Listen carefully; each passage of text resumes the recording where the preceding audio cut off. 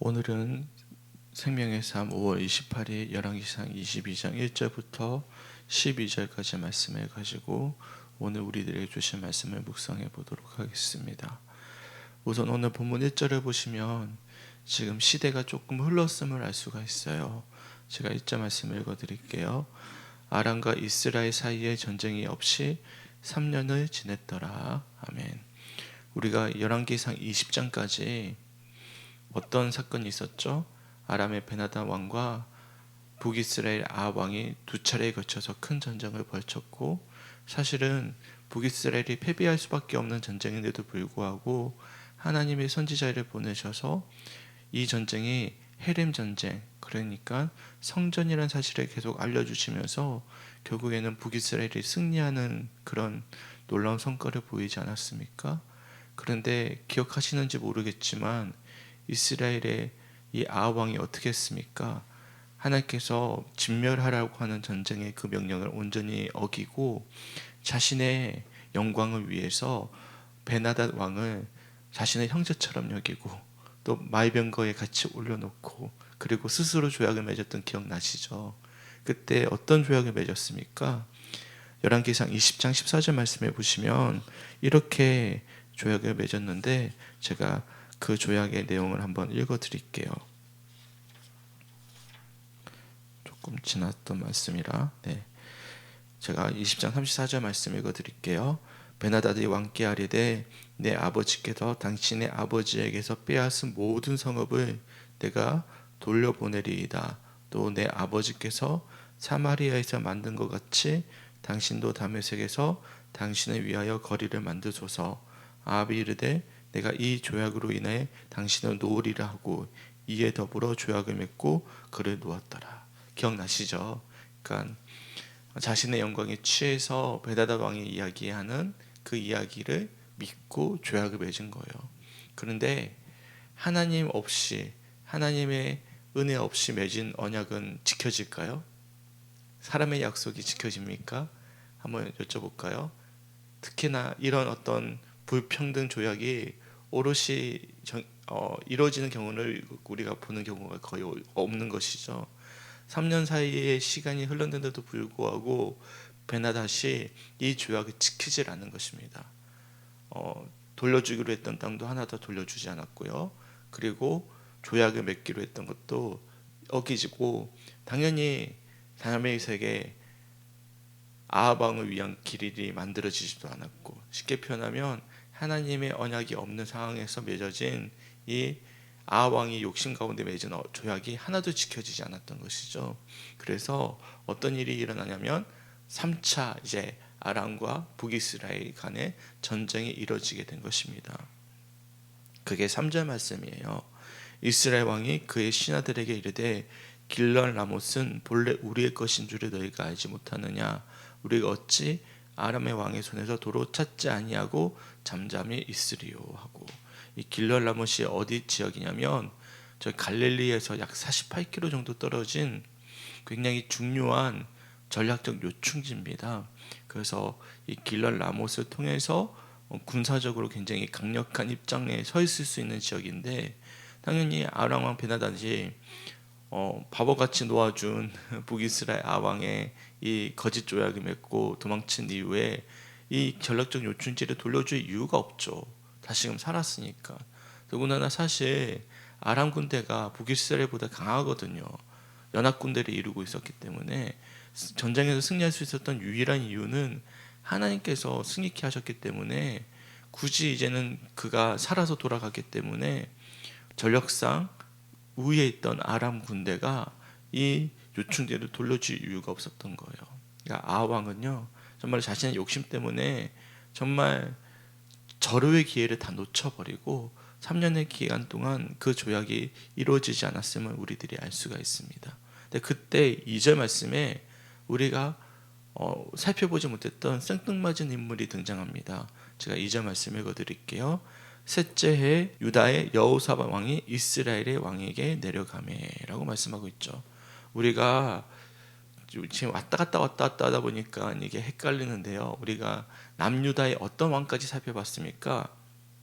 아사 왕까지 살펴봤습니다. 아사 왕 기억나시는지 모르겠어요. 처음으로 종교 개혁을 일으켰지만 마지막에는 아람 군대에 의지하면서 경에 마지막에 조금은 좋지 못했던, 그럼에도 불구하고 선했던 왕으로 우리가 기억하고 있어요. 열왕기상 15장에 등장하는 왕이에요. 근데 그 아사의 아들이 여호사밧 왕인데, 사실상 여호사밧 왕은요 나중에 22장 41절에 등장합니다. 소개를 그때 처음 해줘요. 그런데 그때 여호사밧 왕에 대해서 소개를 해주는데 그 이전에 이미 여호사밧 왕이 오늘 등장하는 것입니다. 우리가 봤을 때는 여호사밧 왕이 왜 갑자기 등장하지? 잘 모르는데 그럴 수밖에 없는 게 여호사밧 왕은 이 22장 41절 말씀에 등장하기 때문에 그렇죠. 근데 의도적으로 여호사밧 왕이 이 중간에 끼어든 이유가 있습니다. 왜냐하면 여호사밧 왕의 이름 때문에 그래요. 여호사밧 왕의 이름의 뜻이 뭐냐면 여호와께서 심판하신다라는 뜻입니다. 네. 그러니까 여호사밧 왕의 이름의 뜻이 여호와께서 심판하신다. 그러니까 이게 하나님께서 이제는 아합 왕을 심판하실 때가 되었다라는 것을 의미하는 것이죠. 어제 우리가 아합 왕이 용서받는, 어떻게 보면 기회를 유예받는 어떤 말씀을 듣지 않았습니까? 이 3년의 시간 동안 결국에는 아합 왕이 변했어요, 안 변했어요? 결국에는 변하지 않았다는 사실을 우리들이 시간의 간극을 통해서 유추해 볼 수가 있는 거예요.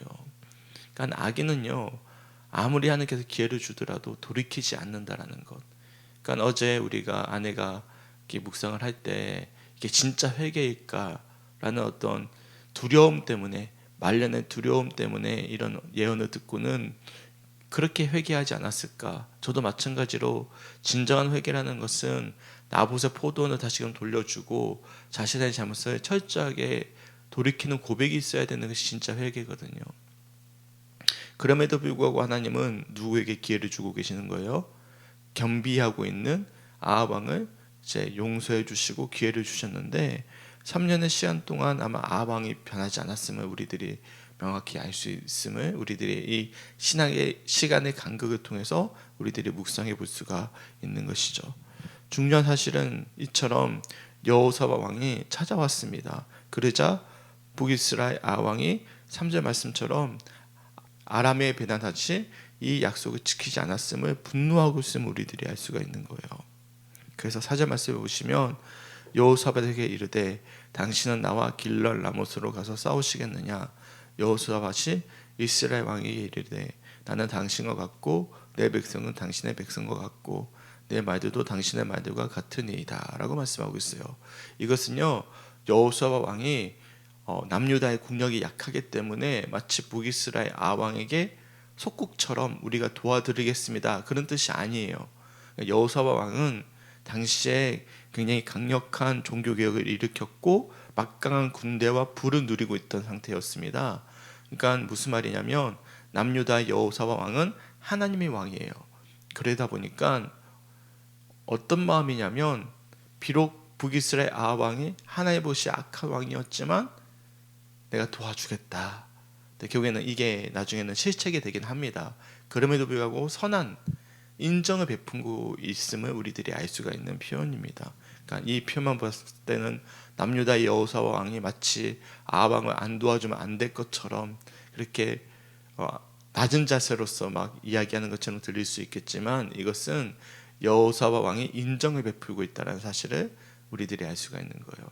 나중에 우리가 나누겠지만 이 인정을 베푼 것이 하나님이 보시기에는 여호사밧 왕의 실책이 되어버립니다. 그러니까 제가 어젠가 엊그젠가 우리 신앙생활 할 때 주의해야 될 것 중에 하나가 뭐냐고 말씀드렸냐면 휴머니즘, 그러니까 인정을 베푸는 것.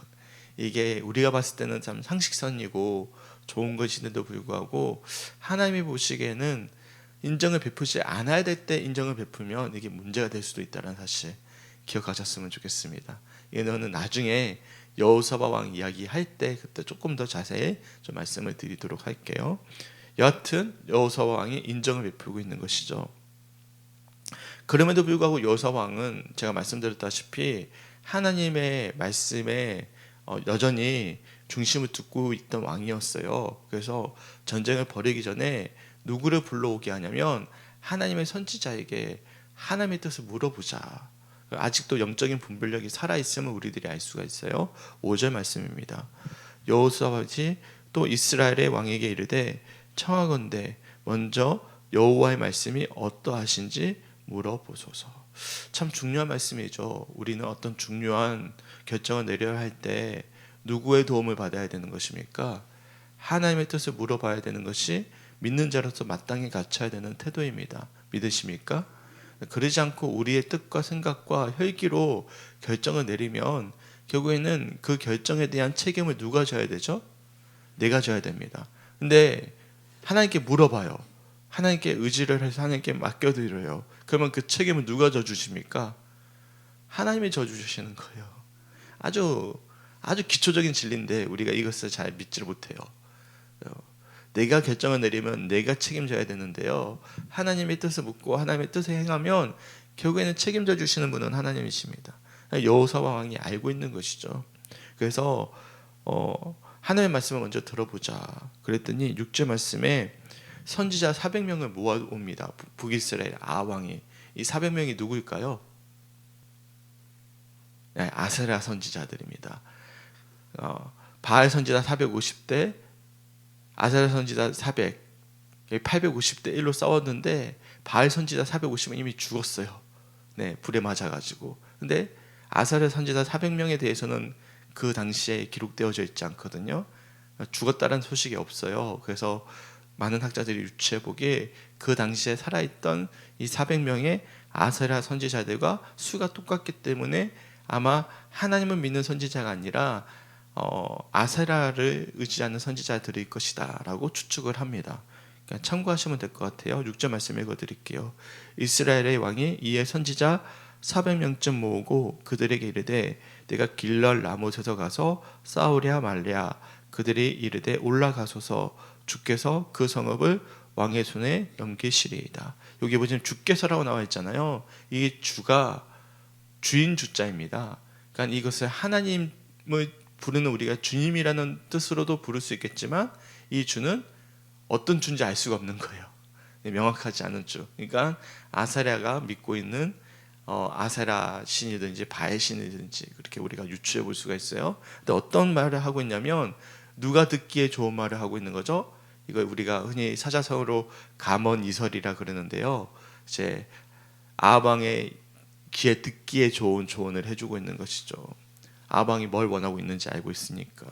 근데 제가 말씀드렸다시피 여호사밧 왕이 영적 분별력이 살아있어요? 죽어있어요?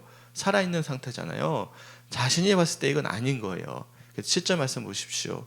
여호사밧이 이르되 이외에 우리가 물을 만한 어떤 선지자? 다른 선지자 말고 여호와의 선지자가 여기 있지 아니하냐 물어보는 것이죠. 그랬더니 8절 말씀에 쭈삣쭈삣하게 아합 왕이 한 사람을 소개해 주는데 미가야라는 선지자를 소개해 줍니다. 근데 이 미가야를 이 아합 선지자가 미워하는 거예요. 왜냐하면 내가 듣고 싶은 말을 알려주는 사람이 아닌 거예요. 그럴 수밖에 없죠. 3년 동안 그가 회개했던 바대로 온전히 회개하지도 못했고 회개하는 삶을 살아내지도 못했고 하나님 뜻에 반하는 모습을 계속 보이고 있는데 하나님의 선지자가 좋은 이야기를 해줄 일이 없잖아요.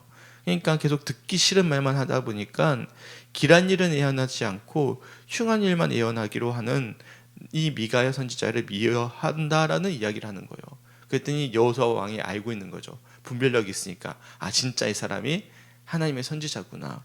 그래서 미가야를 속히 데려오게 할 것을 부탁을 합니다.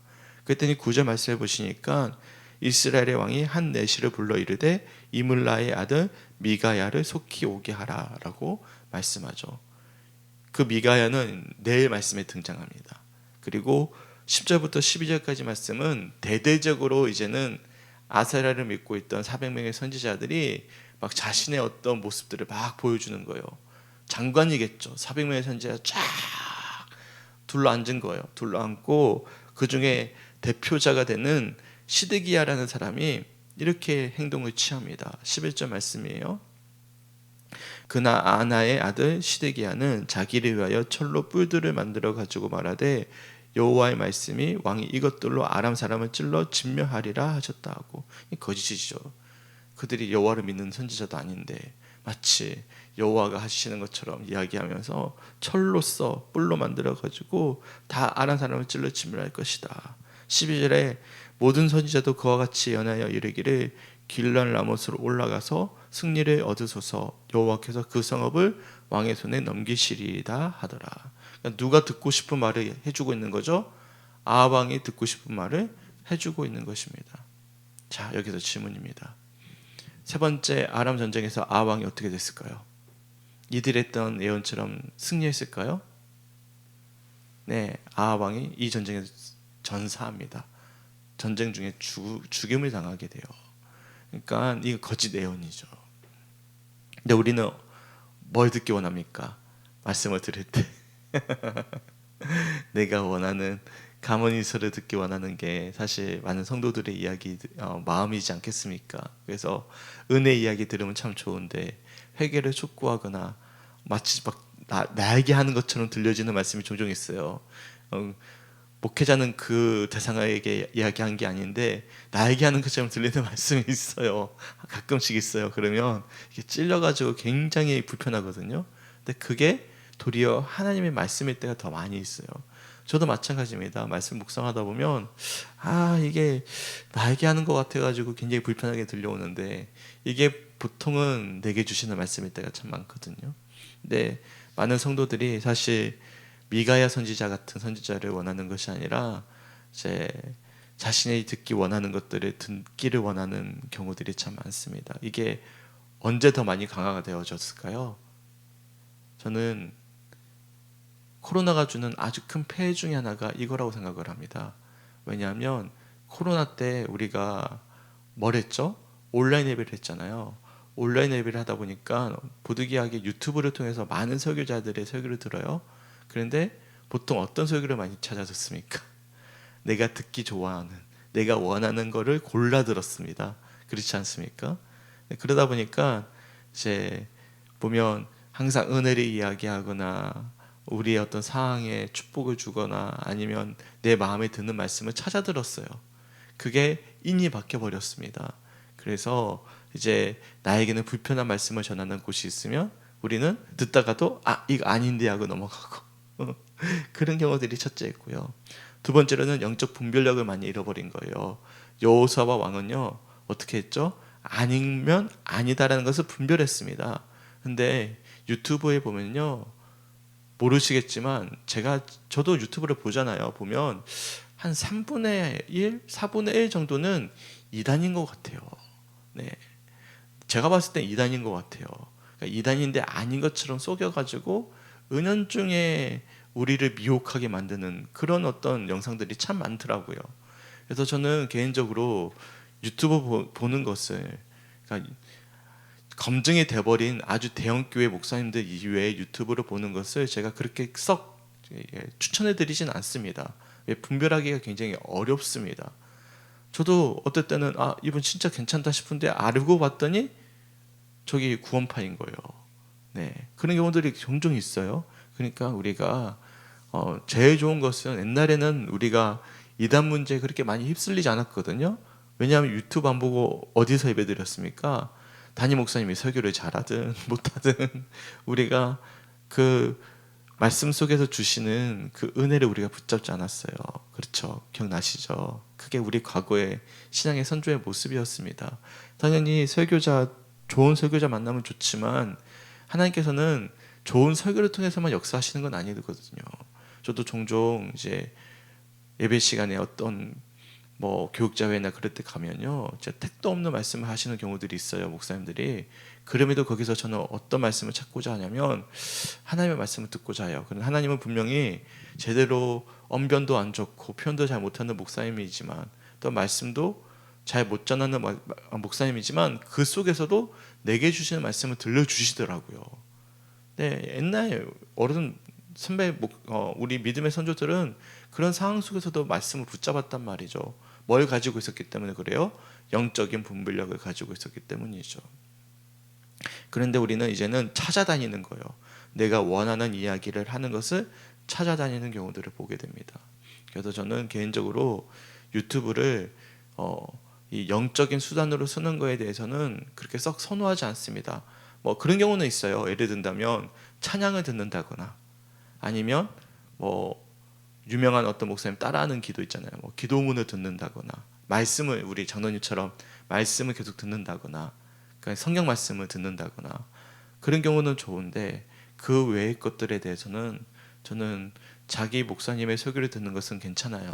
뭐 제 이야기가 뭐 좋다 나쁘다 그런 이야기를 듣는 게 아니라 저뿐만 아니라 다른 교회를 다니는 분들도 자기 교회 목사님, 자기가 지금 예배 드리고 있는 교회의 목사님의 설교를 듣는 건 좋은데 또 검증되어 있는 목사님의 이야기를 듣는 건 좋은데 그 외의 것을 내가 일부러 막 찾아서 듣는 것은 우리가 영적인 분별력에 끼어 있지 않은 이상 우리가 충분히 미혹될 수 있다라는 사실을 기억할 수 있는 우리 성주교회 성도들이 되시게 주님의 이름으로 간절히 축원합니다. 아멘. 필요해요. 그리고 너무 좋은 목사님 설교 많이 듣지 마십시오. 저랑 비교됩니다. 비교되면 이제 점점 우리 목사님 설교가 귀에 안 들어옵니다. 네. 그러니까 장난이고요. 여하튼 그렇습니다. 이처럼 오늘 본문 말씀해 보시면 하나님과 맺은 약속 아닌 이상은요 그 약속이 이루어지지 않아요. 더군다나 아하 왕이 아람 왕과 맺은 언약은 자기 욕심 때문에 맺은 언약이잖아요.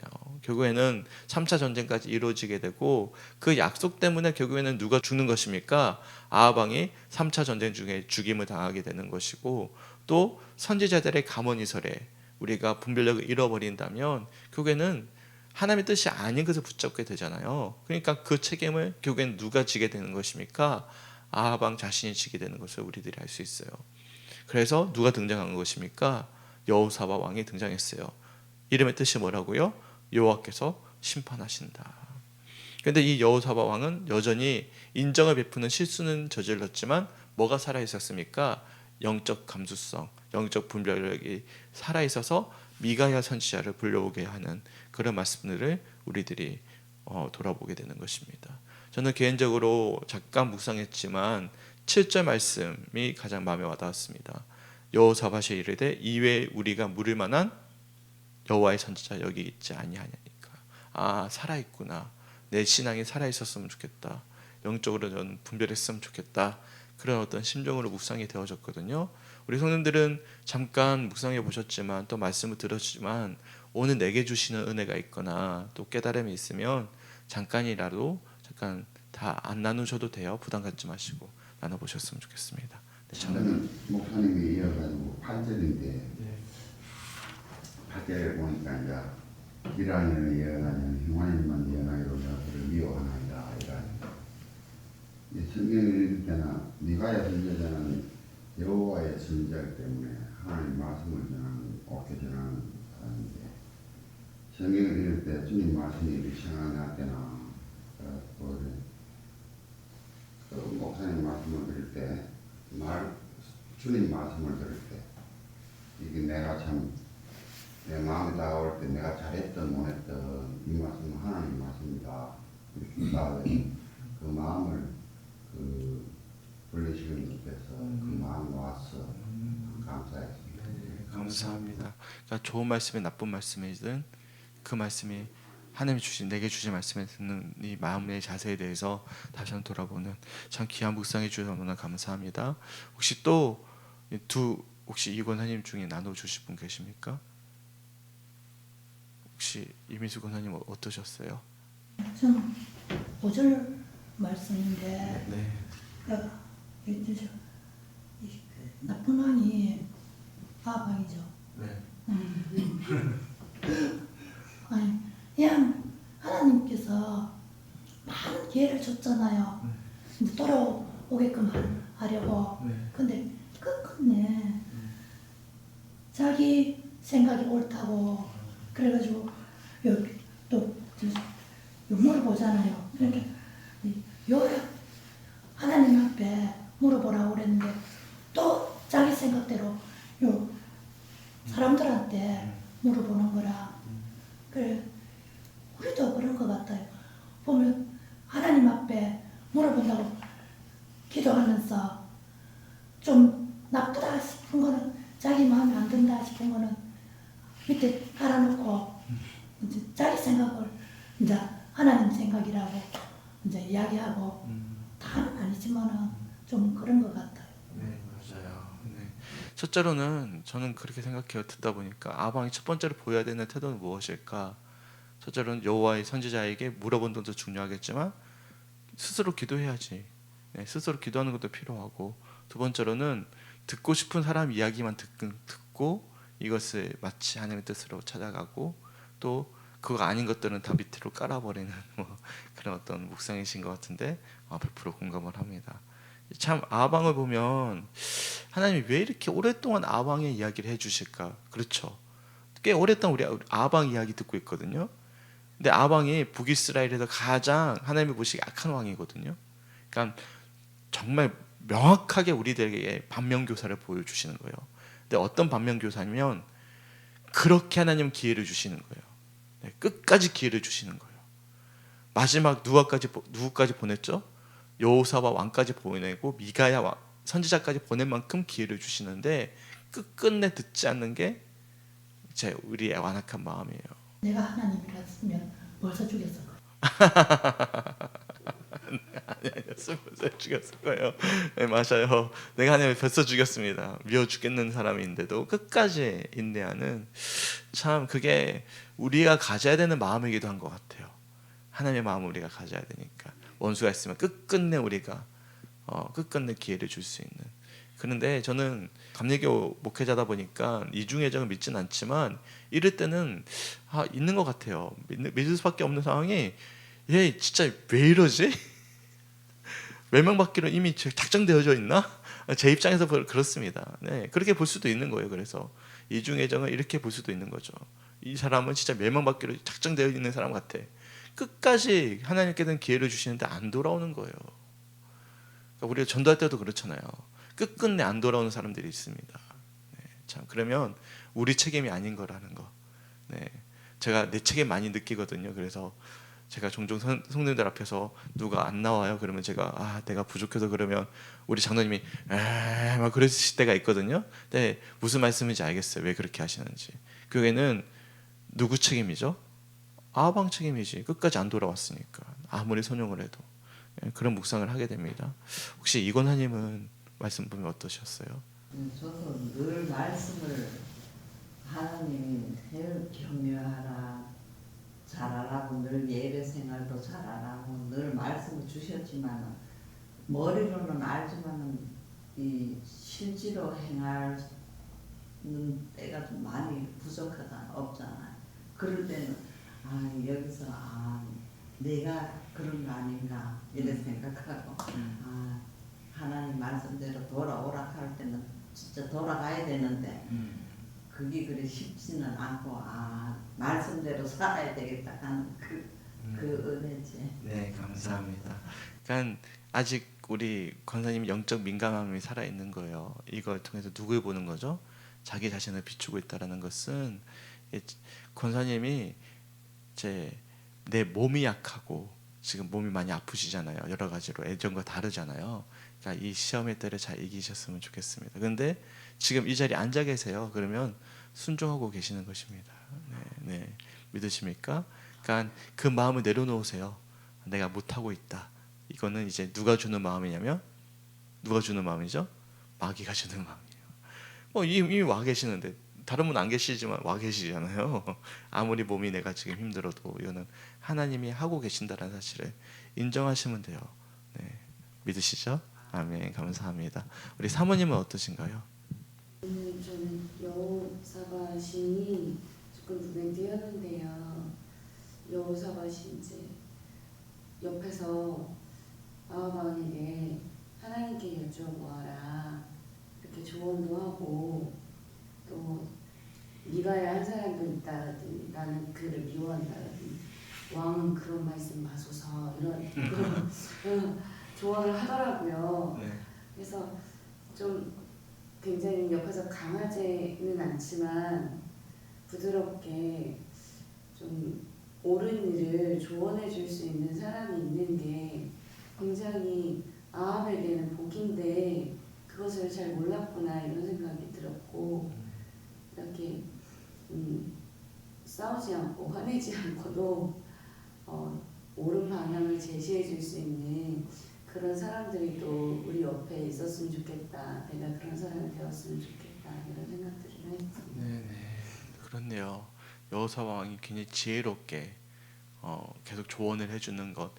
그러니까 그 이번에 그 세미나 설교 세미나 가서 한 목사님이 그런 이야기를 해주시더라고요. 박영호 목사님인가? 목회자에게 주어지는 가장 큰 복이 있대요. 그 복을 꼭 구해야 된대요. 그것도 물질의 복도 아니고 어떤 자리의 복도 아니라 인복, 사람 복. 이게 제일 중요하다 목회자에게. 네, 마찬가지입니다. 이제 우리가 좋은 복의 사람이 되셨으면 좋겠습니다. 그래서 누군가에게 이렇게 부드럽게 조언해 줄 수 있는 여호사와과 같은 그런 귀한 하나님의 사람들이 되시게 주님의 이름으로 간절히 축원합니다. 아멘. 보니까 같은 말씀인데 다 묵상이 다르죠. 그만큼 참 하나님의 말씀은 깊고 넓은 것 같습니다. 각자 주셨던 말씀 붙잡고 오늘 하루도 승리할 수 있길 주님의 이름으로 간절히 축원합니다. 아멘. 화요일은 말씀 묵상을 위한 기도인데요. 세 가지 기도 제목 읽어드릴게요. 첫 번째, 영적 싸움을 싸우는 우리는 오직 말씀의 무기를 잘 준비할 수 있도록. 두 번째, 말씀을 묵상할 때 깊이 깨달을 수 있는 지혜와 명철을 주시도록. 세 번째, 말씀을 통해 하나님의 마음을 알아가게 하시고 세상을 이길 힘을 주시도록 함께 기도해 주셨으면 좋겠습니다. 오늘은 말씀 묵상을 위한 기도이고요. 우리가 이 말씀 묵상하는 훈련이 올해 내에 다들 잘 하고 계시는 것 같아요. 제가 새벽기도에 나오지 못하는 성도님들 중에 아예 안 하시는 분들도 계십니다. 그럼 어쩔 수 없죠. 네. 근데 대부분은 하고 계시는 것 같아요. 보니까 책을 갖다 드렸더니 아직도 남아있는 세 권은 있긴 하지만 그래도 대부분 다 가져가셨거든요. 그러면 하고 있다라는 거고, 또 피드백을 해주시는 분들이 있으면 전화상으로 이렇게 제게 해주시는 분들이 계시는데, 올 한해는 우리가 목표를 정했죠. 작년은 말씀을 통독하는 거면 올해는 말씀 묵상하는 거고, 내년은 또 있습니다. 내년 뭐 할지 기대되시죠? 네. To be continue. 네, 나중에 말씀드리겠습니다. 네, 우리가 계속 점진적으로 조금 더 훈련해 나가는 거예요. 그래서 묵상 훈련을 하고 있는데 우리가 잘 묵상 훈련 잘 하셔가지고 올 한해 우리가 영적 무기를 가질 수 있고, 또한 제가 김시청 목사님 이야기 드렸잖아요. 새벽 기도에 또 말씀 묵상을 통해서 부담이 50이면 1%를 거기서 찾는다. 그게 굉장히 큰 거거든요. 우리가 그 말씀 붙잡고 승리할 수 있는 우리 모두가 될 수 있도록 함께 중보해 주셨으면 좋겠습니다. 아멘. 함께 기도하겠습니다. 주님 너무나 감사합니다. 오늘 아합왕과 여호사와 왕의 모습을 통해서 우리가 반면교사를 삼아야 될 인물과 또 우리가 본받아야 될 인물의 모습에 대해서 우리가 살펴보았습니다. 혹여나 우리가 듣고 싶은 말씀만을 듣진 않았습니까? 내게 들려지는 말씀을, 내게 주시는 말씀을 들었습니까? 아니면 내가 말씀을 찾아갔습니까? 주님, 우리에게 주시는 말씀 속에서 하나님의 뜻이 혹여나 내 마음을 찌르는 말씀이더라도 온전히 분별하고 묵상하며 아버지 회개하며 붙잡게 하여 주시고, 더 나아가서 여호사와 왕처럼 아버지 지혜롭게 조언을 할 수 있는 그런 귀한 하나님의 사람들 될 수 있도록 주님 인도하여 주시옵소서. 다양한 묵상들 속에서 내게 주시는 말씀을 영적인 민감함 속에서 찾을 수 있도록 인도하여 주시고, 그 말씀 붙잡고 오늘 하루 승리할 수 있도록 인도하여 주시옵소서. 더 나아가서 우리 모든 성주교회 성도들이 올 한해 영적 무기를 가지게 간절히 소망합니다. 주님 인도하여 주시고, 말씀 묵상을 아직도 하지 못하는 성도들이 있다면 하나님 권면해 주시고, 또 하나님께서 힘을 주셔서 함께 이 훈련에 동참할 수 있도록 우리가 함께 중보할 수 있도록 인도하여 주시옵소서. 감사드리며 우리를 사랑하시는 예수님의 이름으로 간절히 기도드렸습니다. 아멘.